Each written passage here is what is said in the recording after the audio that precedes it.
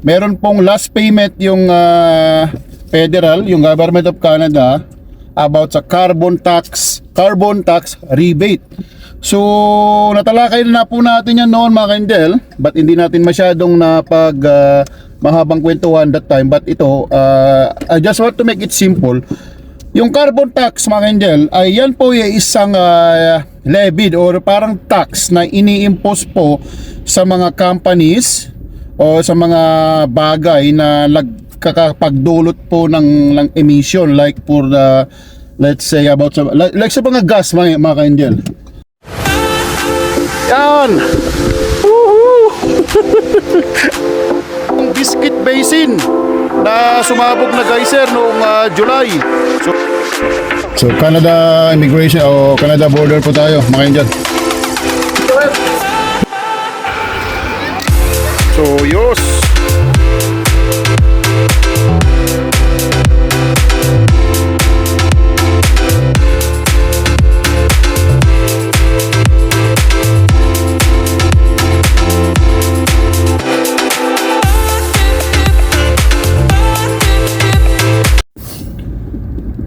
Hula hu mga ka-Angel, ito ba mo yung likod ang inyong katropa at kalakwatsa, Kuya JJ. So mga ka-Angel, ay ngayon po ay April 2 at ganito po itsura mga ka-Angel. At na snow na naman, medyo heavy. Ay nag-start po ito nung kahapon, April 1. So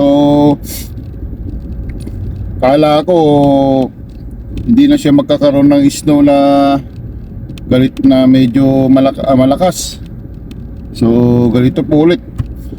Unpredictable po kasi yung Calgary o sa Alberta kasi pabago-bago yung weather. But hopefully ito na yung last na medyo heavy snow kasi April na mga Angel, mag-spring na. Pero nangyayari po ito talaga mga Angel kasi from based of my mga experience ay talagang ganito po yung Calgary or other parts po ng Alberta. So mga Angel, bibili na lang tayo ng breakfast, baon po ng mga kids. So dito tayo sa pambansang kape ng Canada mga Angel.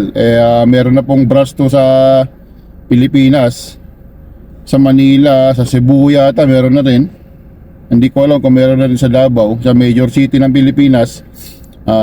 Yung Tim Hortons mga Angel. So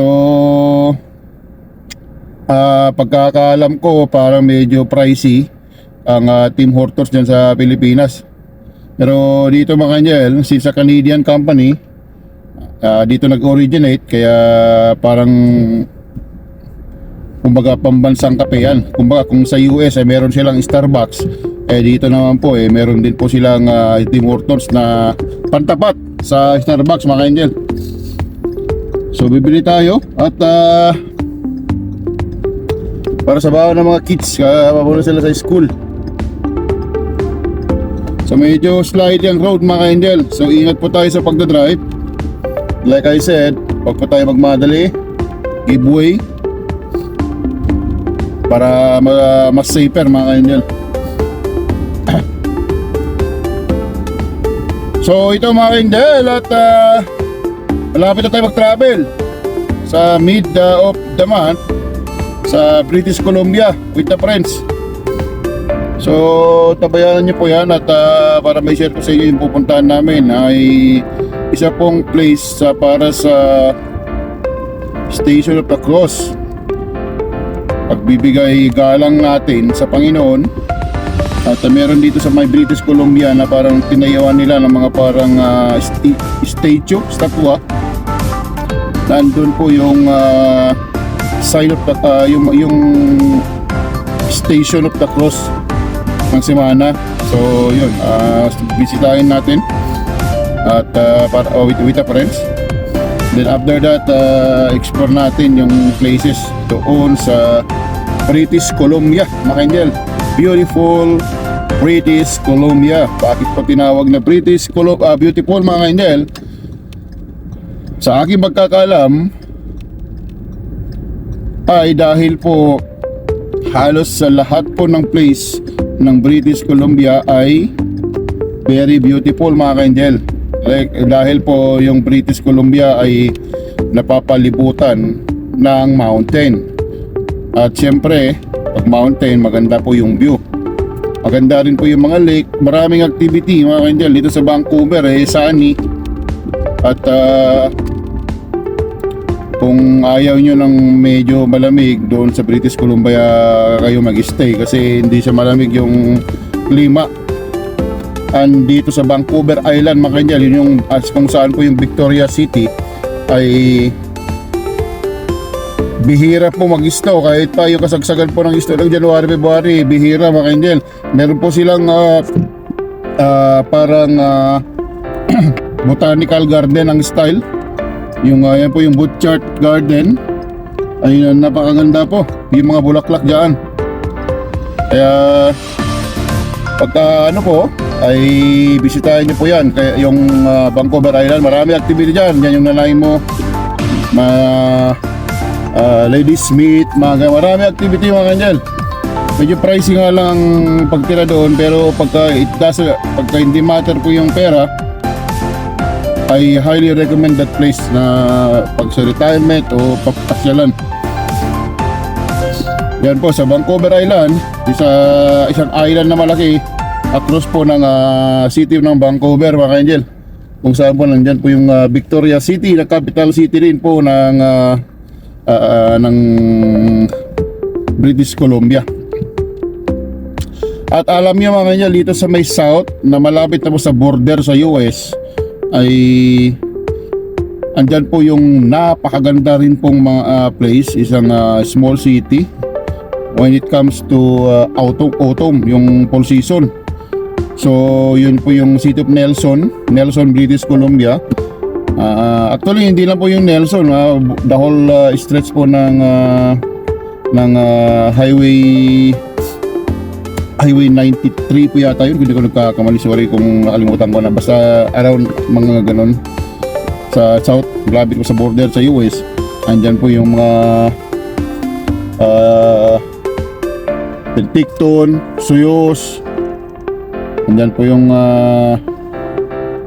Castlegar, na picture na natin. Ang ganda ng mga fall season dyan mga angel, colorful, red, ganyan, napakaganda. So bisitahin niyo po yan mga angel, yung mga city dyan sa Fernie, Nelson, yung Cotigny region. Yan po, maganda po ang full season dyan mga angel. At in the northern part, yan po yung dun sa may ano naman, dito sa papuntang Whistler, kung saan naginanap yung 2010 Winter Olympics dito sa Canada. So maganda rin po dyan yung paggaling kayo ng Alberta, tapos pagka pabalik kayo papunta or pabalik, instead of Trans-Canada Highway, dun ka sa Whistler dumaan mga angel. Maganda po dyan yung scenic view na ang tagos niyo po yan, Kamloops. So mag-order na tayo mga angel. Tayo natin kasi may nakapila pa. So ayan mga kanjel, drive thru lang tayo kasi nag-i-stop, katawad bumaba. So ito tayo na. Hi, can I get one sausage farmer's wrap? Yeah, and 2 piece chocolate glazed donut. Yeah, can you please separate the bag please for the donut? Yes, yeah, that's all. Thank you. So yun mga kanyan, nag-order lang tayo ng donut tsaka yung parang wrap. Paborito kasi yan ng chikiting. So dito mga kanyan sa Teams, tawag nila Teams for short mga kanyan. Sa Teams mga kanyan ay may katabi po lagi, halos katabi siyang Wendy's. Siguro may partnership siya, may may partnership sila sa company. Kaya tayo na, kalimutan. So yan mga Angel, yan so bayad na tayo. Kaya seriously mga Pilipino ang nandito mga Angel. Hi, good morning.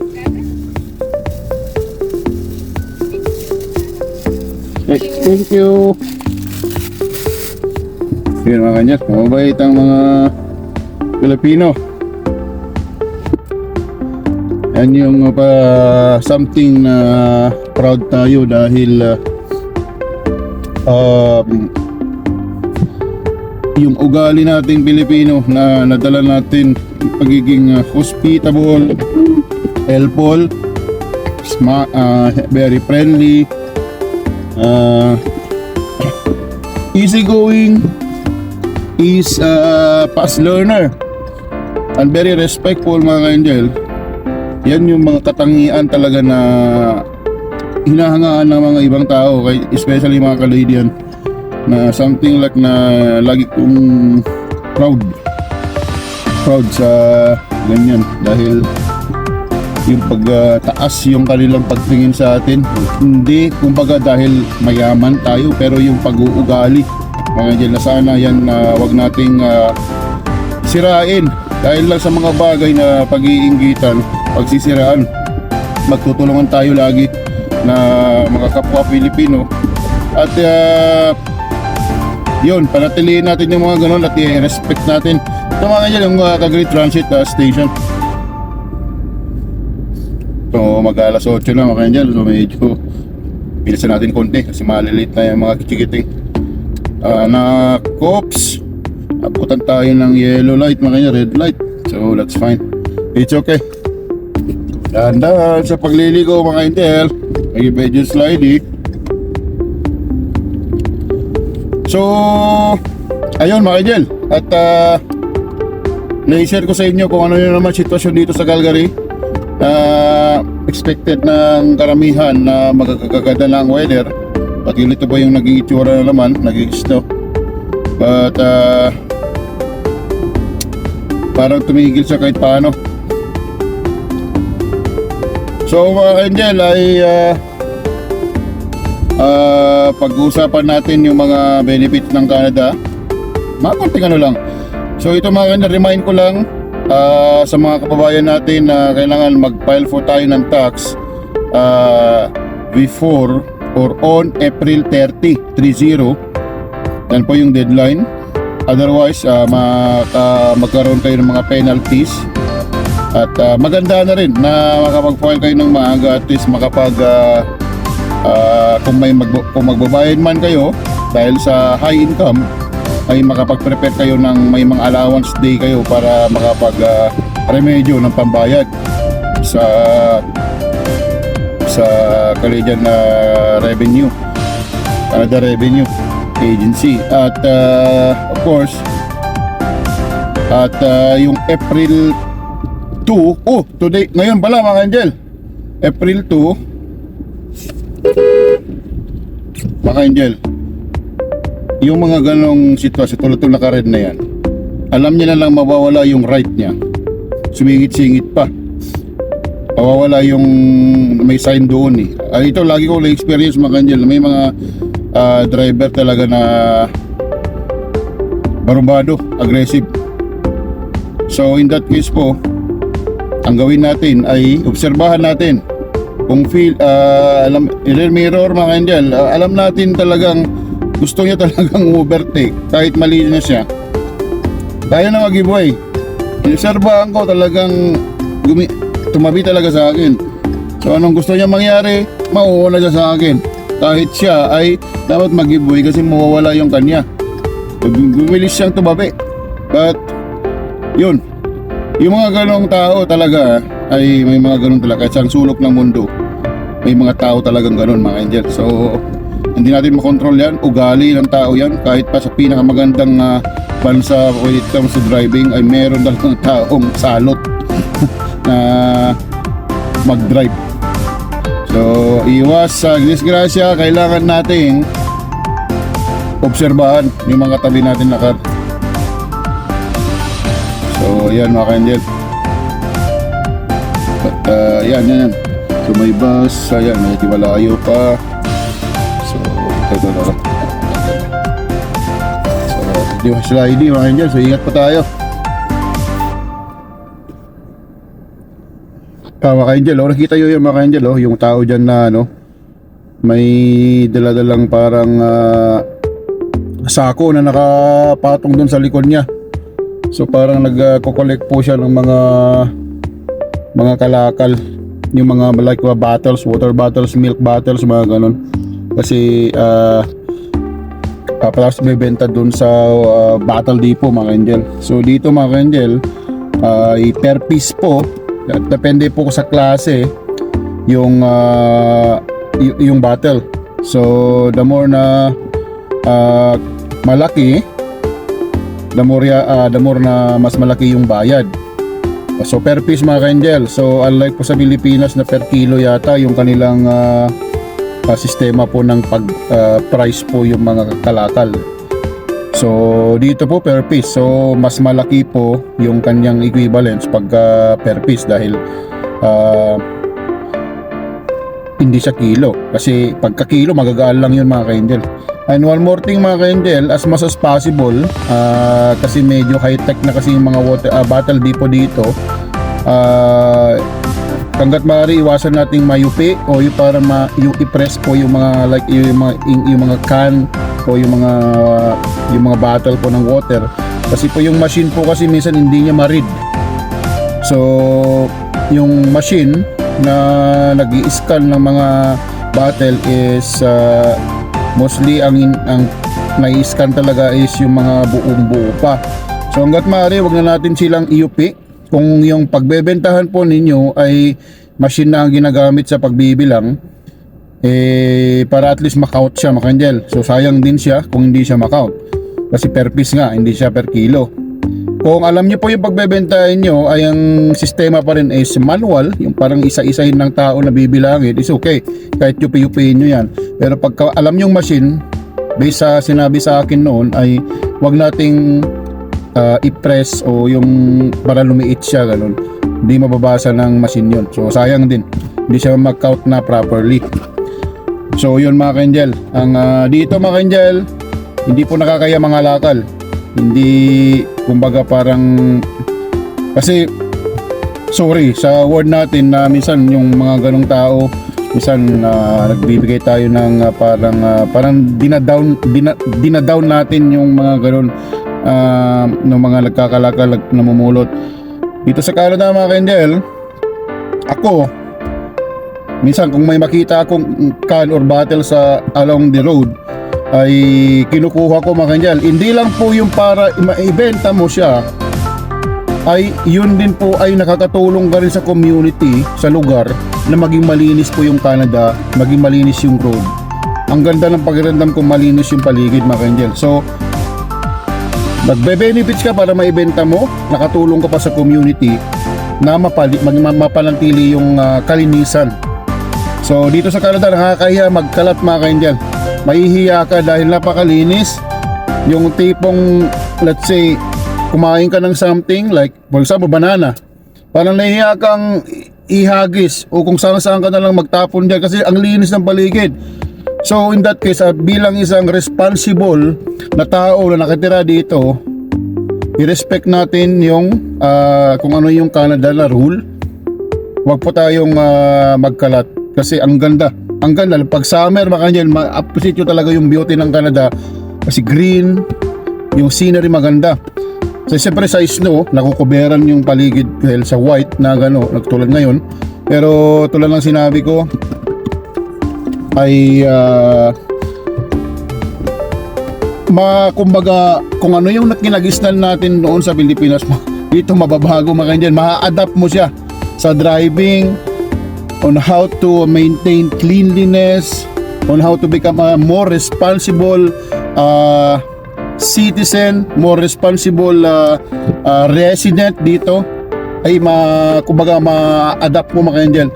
Kung ako nga nung first time ko, parang hindi ko pa na-research talaga yung mga rules noon, ay parang makain ako ng like orange, and then yung balat niya ay nakugalingan kasi na kung saan tayo nagtatapon sa Pilipinas mga ka-angel. Pero pag dito parang uy, ang linis, tapos wala ka talagang makikitang dumi.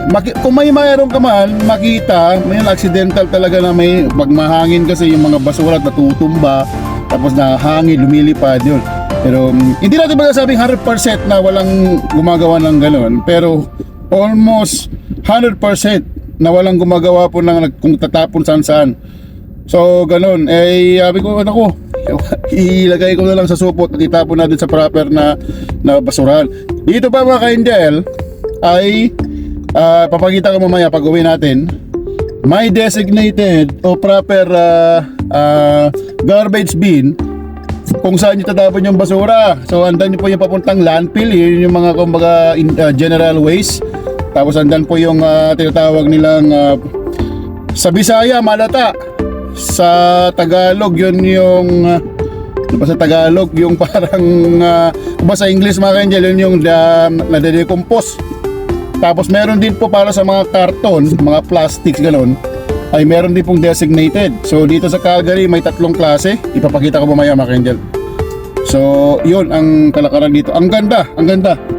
Kaya sobrang na-appreciate ko yung Canada nung lumipat kami dito, nung pumunta ako dito, na ang ganda nung mga ganun, na sana may apply lahat sa mga country, especially po sa ating mahal na Pilipinas, na kasi in that case po hindi lang kumbaga parang matututo ka parang kumbaga tawag dito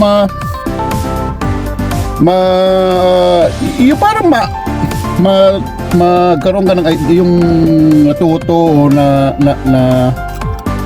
educate kung paano talaga yung kalakaran dito sa Canada. So yun, kaya tulad ng sinasabi ko, try your best to apply here, try your best to come here, or maybe try like a tourist. Mamasyal kayo dito mga angel, although malayo sa Pilipinas, but if you have enough fun, try visit Canada para ma-appreciate nyo. And then after that, kung for example bumalik kayo sa Pilipinas, magkaroon kayo ng idea, oy, ganito pala yung Canada, should I apply or no? Parang ganun ba? So yun mga ka-angel, I highly recommend, malayo man sa Pilipinas, kasi mostly malalapit yung pinupuntahan ng mga kapatid natin na Pilipinas, Asian countries, ganyan. Dito may visa, but if you just follow the rules, yung law nila sa pag-apply po ng visa dito, you're good. At of course, you have enough fun. And if you have relatives here, you can ask them to help you, to guide you on how to apply. Sa tourist muna kung gusto nyo malaman lang kung ano yun dito.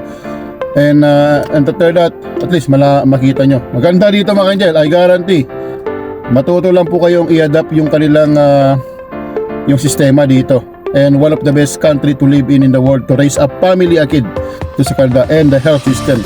Although kukulang ng doktor dito dahil dumadami ang population, and I will encourage yung mga Pilipino na kapatid na sana yung mga anak natin, encourage natin mag-medicine o mag-aral ng medicine o doktor, kasi kailangan lang Canada ng doktor. Kasi otherwise yung mga doktor natin sa Pilipinas, actually yung Canada, they are recruiting medical staff, especially doctor, nurses sa Pilipinas, kasi kailangan talaga dito. So siguro yung mga Pilipino dito, tulad natin, i-encourage natin na at least one of our kids will go for medicine, mag-aaral ng medicine para makatulong yung mga tao dito sa pag check sa mga pasyente, kasi yun yung struggle lang dito, dahil yung ratio po kasi noon kayang-kaya pa noon, but now marami nagsisilipatan. Aside from yung mga nakatira dito na naninirahan na like a Filipino communities na nanganak na sila dito, and meron pang nagmamigrate from other countries, and isa na po dyan yung Pilipinas na isa sa pinakamaraming nagmigrate sa Canada. In that case po, yung ratio ng equivalence po ng isang doktor ay kumbaga kung doble or triple na yung equivalence niya. Kung ba, for example, ang ratio noon ay isang doktor is equivalent to, let's say, 10 patient or 20 patient, for example. Ngayon, as 1 doctor is to 100 patient na. Example lang to mga angel, para mas malinaw lang ba. So, kailangan talaga ng doktor dito, but the health system is very good dahil wala kang babayaran. Meron na tayong mga kakilala na nagpa-hospital, may mga malubhang sakit. Pero awa ng Diyos dito, mostly na gumagaling sila, wala silang binayaran. Kung may babayaran ka man lang, yung mga reseta lang po, na pag may insurance ka, maliit na bagay lang, $10, $15, $7, ganun lang mga kandel, not bad. Kasi mura. So yun mga kandel, at nisishare ko lang ito dahil para batis may idea kayo. So yun, mamaya ipakita ko mamaya mga kandel yung klase ng basura, and then bibili lang tayo ng sa loob, ng gulay. Let's go. So yun mga kaibigan, hindi na tayo nag-video doon sa loob dahil mamadali tayo para makapagluto na tayo ulit ng lunch. So uwi na muna tayo. So habang nag-uwi mga kaibigan ay magkukwentuhan tayo about sa Canada. So ulitin ko pala mga kaibigan, meron pong last payment yung federal, yung Government of Canada about sa carbon tax rebate. So natalakay na po natin yan noon mga kaindel, but hindi natin masyadong mahabang kwentuhan that time. But ito, I just want to make it simple. Yung carbon tax mga kaindel ay yan po ay isang levied or parang tax na ini-impose po sa mga companies o sa mga bagay na nagkakapagdulot po ng emission, like for let's say about like sa mga gas mga kaindyan. So for example, yung isang planta ay gumagamit po ng siyempre gas, ay yung kumbaga yung product ay magiging carbon dioxide mostly po kasi yan. Carbon dioxide is hindi po good, bad po ang dating niya kasi nagkukos po yan ng pollution sa like that it can cause also the climate change, at saka siyempre sa hangin na malalanghap po natin yan ay magkakaroon po ng bad effect po sa kalusugan natin. So ang gobyerno nag-impose po ng ganyan carbon tax para sa mga companies na, sa mga gas, kasi yung mga gasolina pagka na-burn po yan usok, create po ng carbon dioxide. Yun po para po kumbaga ma-reduce yung mga gumagamit po ng mga ganon, mga gas, ay nag-impose po ng government ng carbon tax para, for example, isa akong kumpanya ay kasi pinopromote nila yung renewable energy mga kanjel. Example, yung like yung mga solar, yan yung mga windmill, basta hindi siya related sa sa gas. So in that case po ay kung ikaw you can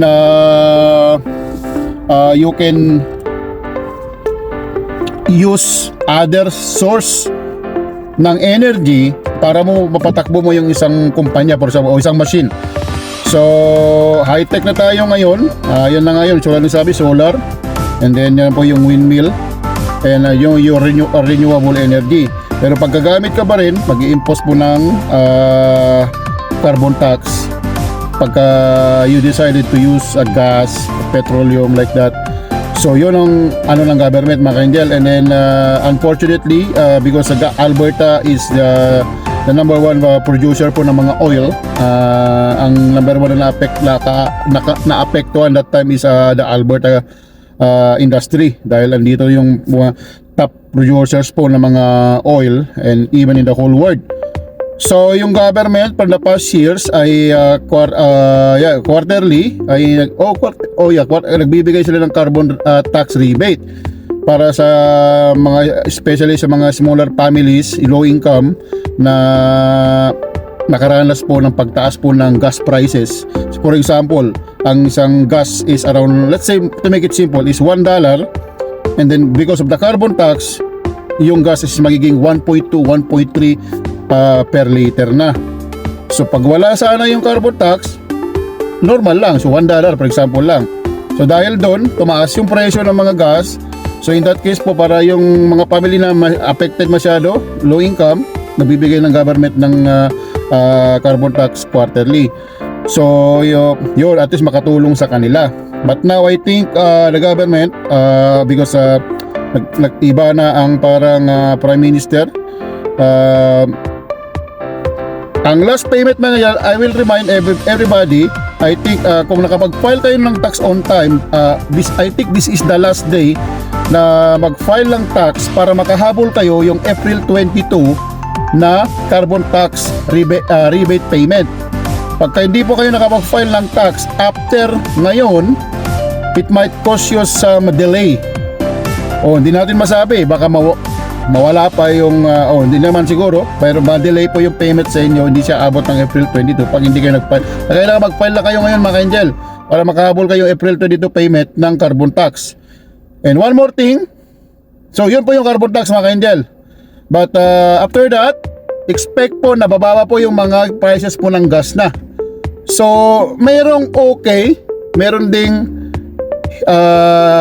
mga pros and cons. Ang pros, siyempre meron tayong mga nare-rebate, nare-refund quarterly. Ang cons niya, mataas yung gas prices. Pero pagka natanggal na po yon, ang pros naman po pagtanggalin na, wala nang rebate, wala tayong refund quarterly, but the gas prices will be lowered. So okay lang din, at least kung gumagamit kayo talaga usually yung car ninyo ay gumagamit talaga kayo ng combustion car o yung nagde-depend po sa gasolina, ay okay kasi gumagamit kayo, mababa yung presyo ng gas. Pero pag yung car ninyo ay electric vehicle, of course hindi kayo gumagamit ng gas, medyo parang hindi kasi masyadong affected kasi electric vehicle kayo. But yun po yung sistema. So yun, ulitin ko, April 22 po yung payment. And one more thing, the government also paying some GST, HST rebate as well, a refund, especially sa mga low income. It will depend yung mga na-file ninyo na mga taxes. Sa yun at tuloy sinabi ko, file now para makahabol pa kayo. So pagka malaki yung income from 2024 income, maaaring mababa yung GST nyo o maaaring wala rin kayong matanggap. Pero pagka lower yung income po ninyo last 2024, maaaring malaki po yung makukuha yung refund sa GST, which is I think the government will deposit that money this coming Thursday o April 4, Makangel, April 4, nakalimutan ko anong araw yan, April 4. So yun, check yun sa mga bank account ninyo, either go to mapunta sa account ni Mrs. o kayo mismo. So ulitin ko, April 4 is the date po ng GST, and then April 22 is the carbon tax rebate. Okay mga angel, nag-share lang tayo ng mga impormasyon about sa Canada, at sana nakatulong ako sa inyo mga angel. So uwi muna tayo. One more thing mga angel pala ay yung government, kasi pinopromote, actually worldwide naman yan, pinopromote yung government ng mag-use para maiwasan po yung mga emissions. Pinopromote nila yung renewable energy. So like for example sa car, pag bumili po kayo ng car na EV or electric vehicle or even the hybrid, they give you like a 5,000 incentives. Plus depende po kung anong province kayo nakatira. Let's say British Columbia, they have, I think aside from the 5,000 incentives, if you buy an electric vehicle or a hybrid vehicle na around 5,000, ay meron pang additional yung British Columbia provincial government na dagdag. So nakalimutan ko yung exact amount, but I think more or less 4,000 or close to 5,000 still. So in that case po, almost 10,000 ang masasave ninyo pag bumili po kayo ng EV or a hybrid vehicle. So i-check nyo po yan sa mga province ninyo na saan kayo nakatira, at for sure mayroong ganong sistema. Okay mga Angel? So mga ka-Angel, ipapakita ko ngayon yung sinasabi ko kanina kung yung mga klase ng basurahan. Tara! So ito mga ka-angel ay blue, ay ito po yung lagayan ng mga karton, mga ganyan mga ganyan, mga plastics. Yan, tapon na tayo dyan. Pick up po ngayon mga ka-angel. So ayan po yung, ayan yung mga truck mga ka-angel oh. So, kumukuha ng basura ngayon na blue. Tapos yung black, ito po yung mga landfill, yung mga papunta na po yung sa landfill na in general waste. So dito naman po yung nagde-decompose. Yung like mga kanin, mga gulay, ganyan, mga grass, yan, sa green. So ganun po yung sistema dito. So yun mga ka-angel, at yun muna yung vlog natin ngayon. Ingat po kayo lagi, pray hard it works. Ito po yung lingkod yung katropat Kalakwatsa, Kuya JJ, at may God bless you always mga ka-angel. See you in the next video. In the moonlight, I love Canada. Ooh, I love Canada. Dancing in the snow. I love Canada. Yeah, I love Canada. Let the music flow.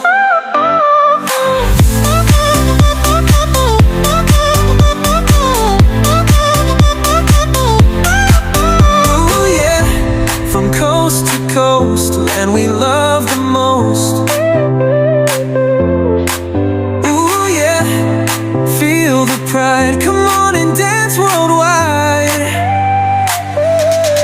I love Canada. Ooh, I love Canada.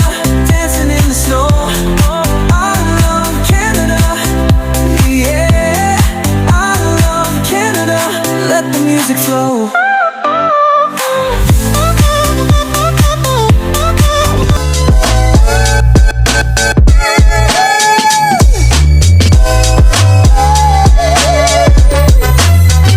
Goes to.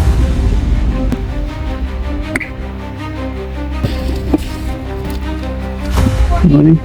Hi, how are you? How are you at to Denver, Colorado?